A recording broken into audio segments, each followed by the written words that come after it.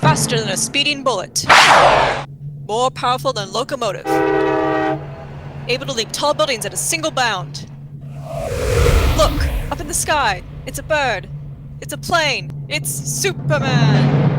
Yes, it's Superman, strange visitor from the planet Krypton, who came to Earth with amazing physical powers far beyond those of mortal men, and who, disguised as Clark Kent, mild-mannered reporter for a great metropolitan newspaper, wages a never-ending battle for truth and justice.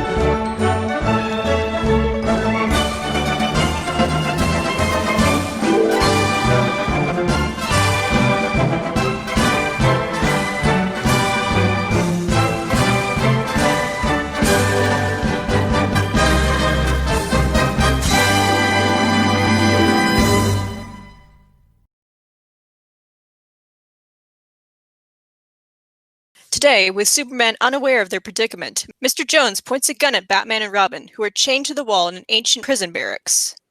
Any last requests, gentlemen? Yeah, Mr. Jones. I'd like to see you drop dead. Amen to that. That is just what I'm about to arrange for you to do. Right now!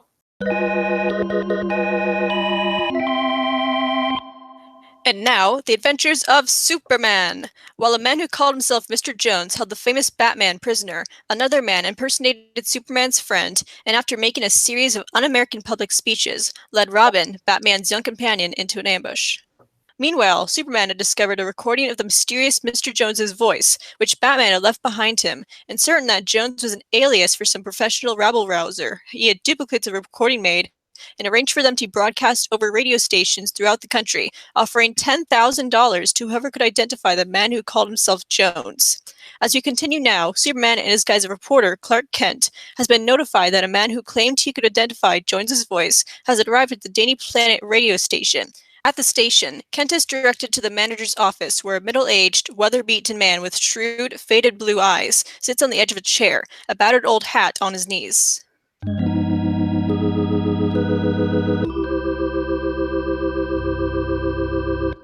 Hello, my name is Kent.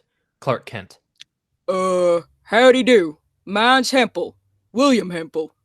Mr. Hempel, I understand you can identify the man whose voice we've been broadcasting? Yep. Fine. Who is he? Not so fast, young man. Fella said on the radio I get $10,000 if I tell you who belongs to that voice. Well, that's right. So I ain't saying nothing till I see the money. But you'll get the money, Mr. Hempel. After all, the offer is made by the Daily Planet, the largest newspaper in Metropolis, and will pay off. Just tell me who owns that voice so I can go after him. There are 2 lives at stake, and we...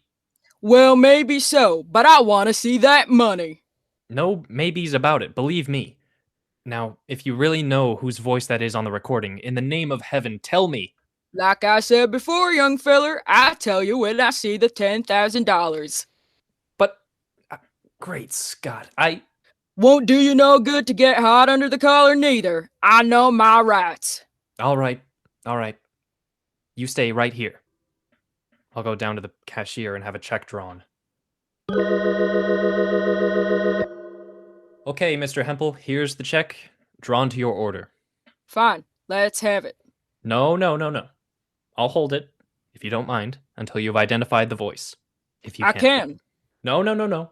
I'll hold it, if you don't mind, until you have identified the voice. If you can. I can. Feller owns that voice is Mort Veeler. Now give me the check. Just a minute. Who's Mort Veeler? Feller rides around in the country making speeches against what he calls foreigners and saying for us not to send no help to the starving folks in Europe. Great Scott, I think you've hit it. That's the man I heard once way up in Maine. Yes, now I recall. It is his voice on the recording. Sure it is. Give me my check. Here you are, Mr. Hempel. Much obliged. Easiest money I ever made in my life. Wait a minute. Tell me, do you know where this Mort Veeler is now? Didn't say on the radio I had to say that. No, you don't, but I've got to find this man quickly because he's holding a man and a boy prisoners. Matter of fact, it may already be too late to save their lives. Is that a fact? Yes, and if you could help me find this Veeler quickly. Say, maybe I can at that. You do know where he is?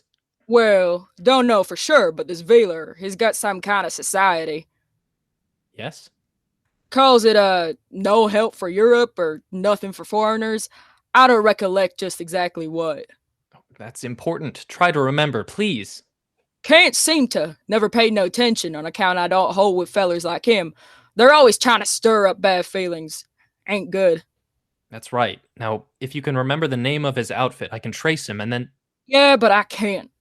Come to think of it, though, the name and the address, too, is on his envelopes. Oh? Once he sends out to folks asking for contributions. Oh, wonderful. Do you have one of them? Yeah. Seems to me I should have. Always keep envelopes to figure my taxes on. Saves buying paper. Good. Can you let me have one of them right away? Well, they're home up on my farm. It's just below Mayfield, about 90 miles upstate. Only 90 miles. We can be there in a minute or two. Come on, Mr. Hempel. Be there in a minute or two? Do you know what you're saying, young fella? Huh? Oh, well, that is... Look, Mr. Hempel, you've heard of Superman, haven't you? Yep, sure have. Well, he's a friend of the people whom Mort Veeler abducted. And he's here in this building right now. Yeah? Where? Ah, you're joking. No, I'm not. You wait right here. I'll see that Superman joins you in a few seconds.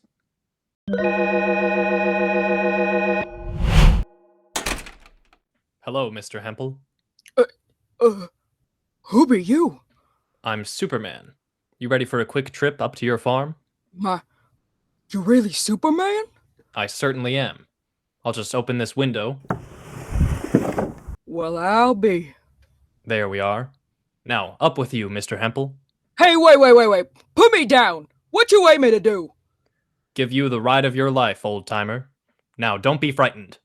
Up, and away! Have you found that envelope yet, Mr. Hempel? Nope. Can't seem to lay my hands on them Mort Veeler things, Superman. Must have thrown them away. But you said they were here in your house. They was, I know, 'cause I've been scribbling on them. I'll help you look.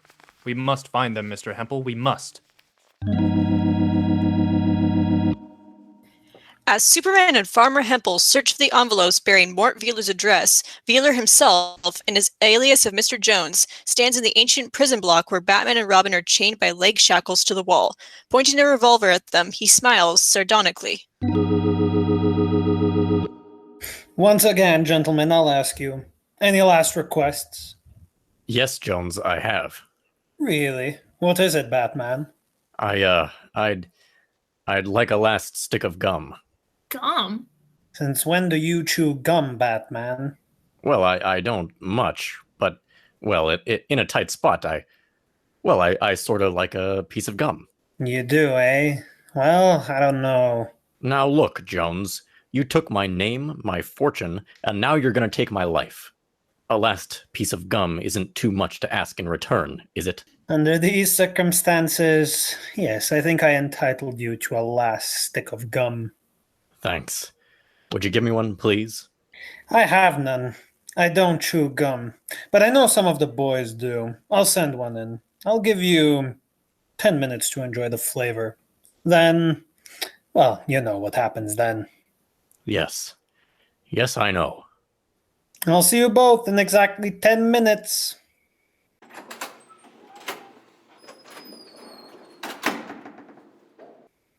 Look, Batman, what was the idea of asking for a piece of gum? You never chew gum. Now wake up, Robin. Jones said he's gonna send somebody in here, didn't he? Yeah, so what? So we're gonna make a last stab for our lives, that's what. How? What good is... I'm gonna try and coax Jones's playmate close enough for us to grab him. Then I'll take his gun and shoot our chains off, and then... And then we go to town. Oh boy, Batman. Quiet, quiet. Don't let him hear you. This is a long chance, and shh, get ready. Here comes somebody.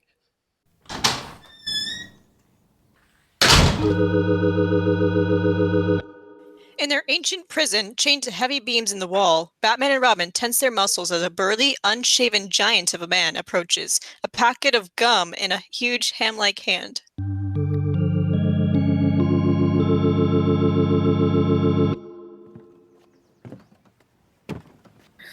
Hey, he's pretty big, Batman. Bigger they are, Robin, the harder they fall.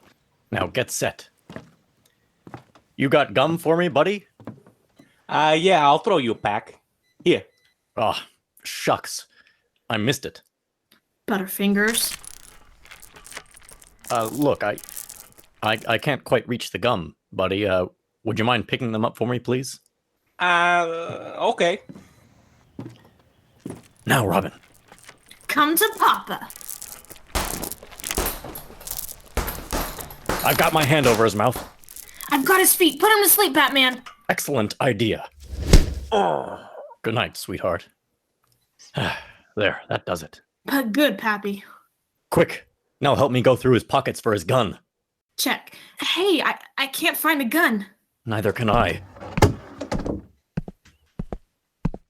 What's going on in here? Oh, it's Jonesy. What'll we do?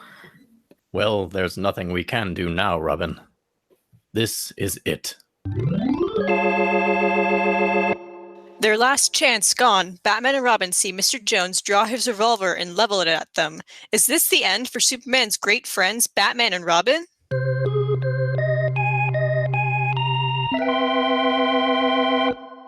Serious as it seems, there is still a chance for the dynamic duo. So don't fail to be with us next time when further surprising and thrilling things occur. Yes, be sure to tune in next time, same station, for Chapter 10 of Batman's Great Mystery on The Adventures of Superman.